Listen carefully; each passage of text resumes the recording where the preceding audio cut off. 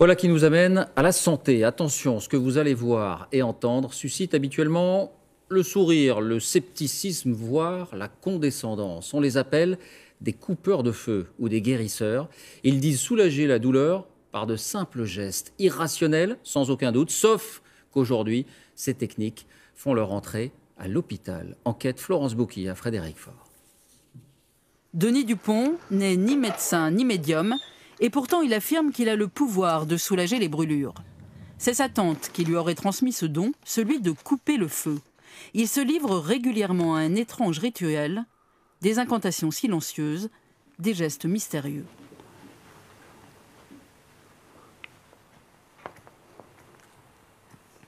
Ce que vous venez de faire là, c'est quoi? Là maintenant? Oui. Alors, là, j'ai barré le feu à une dame qui a un problème au niveau d'un sein, qui est en radiothérapie. Donc, elle est partie pour 32 séances de radiothérapie. Donc, tous les jours, 2 ou 3 minutes ou 5 minutes après qu'elle ait eu sa radiothérapie, je lui barre le feu. Barrer ou couper le feu ne signifie pas guérir, et la malade le sait. Mais elle croit que grâce à lui, les effets secondaires de son traitement seront moins lourds. Des courriers comme celui-ci, ce Savoyard en reçoit de la France entière. Le bouche à oreille fonctionne d'autant mieux qu'il fait ça gratuitement, à l'ancienne. Avant, le coupeur de feu, il ne se faisait pas payer. Donc, c'était dit qu'on devait le faire, mais sans se faire payer. Donc, moi, je perpétue cette tradition, je ne me fais pas payer. Ce que les anciens n'imaginaient sans doute pas, c'est qu'un jour, les coupeurs de feu travailleraient par téléphone. Un message sur le répondeur de Denis Dupont. Le voilà sollicité pour une autre pathologie, un zona, qui occasionne des douleurs semblables à celles des brûlures.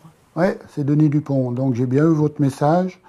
J'ai bien vu que vous avez une amélioration là pour votre zona, mais ça se redéveloppe au niveau du thorax. Donc il n'y a pas de problème. Je vais vous y refaire tout de suite.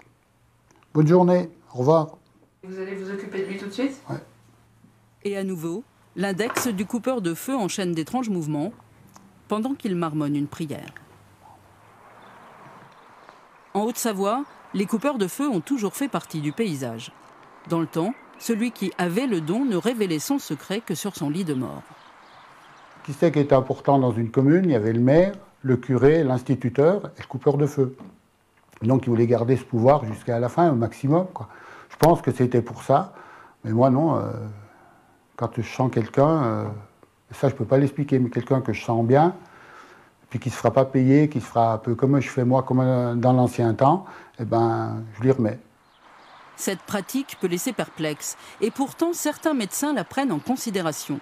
Au centre hospitalier de Grenoble, la chef du service de cancérologie respecte les croyances. Il lui arrive même de parler des coupeurs de feu à ses patients. Les médecins sont à l'écoute de leurs patients. Et quand ils ont eu l'expérience pour un ou plusieurs malades, d'un malade qui en avait tiré bénéfice, effectivement, il transmet l'information. Ah oui, donc ça arrive qu'un médecin puisse dire... Ça peut arriver, même si on n'en a pas les preuves scientifiques.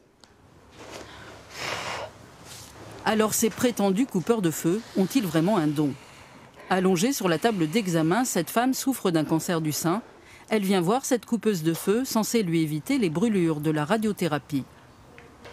D'habitude, leur contact se fait uniquement par téléphone.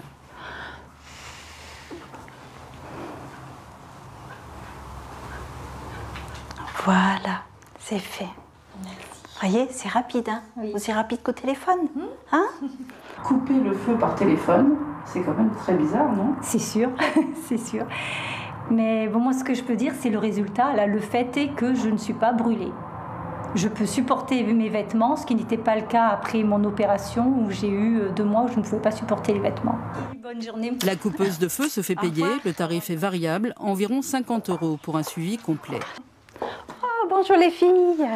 Ces 2 femmes, elles aussi, sont persuadées qu'elle les a vraiment aidées.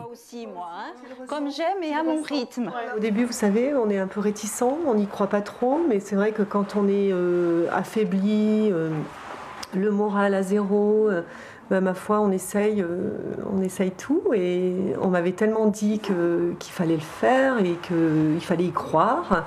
Donc j'ai mis tous les atouts de mon côté et ça a marché. Quelle est la clé du mystère?